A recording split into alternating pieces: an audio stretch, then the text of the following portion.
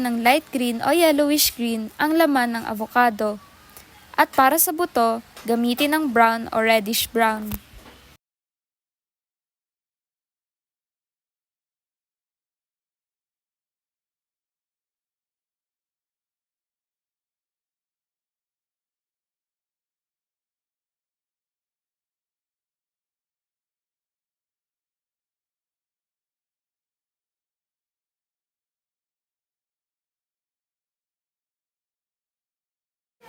Kung nais mo maging mas makatotohanan, obserbahan ang mga texture at lilim ng avocado sa totoong buhay at i-apply ang mga ito sa iyong drawing.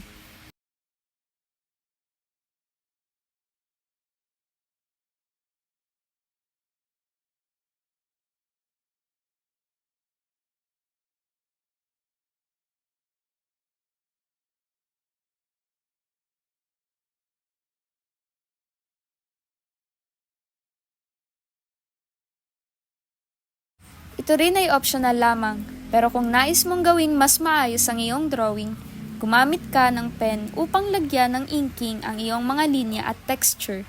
Burahin ang mga lapis na marks na hindi kailangan pagkatapos mong gawing ang inking.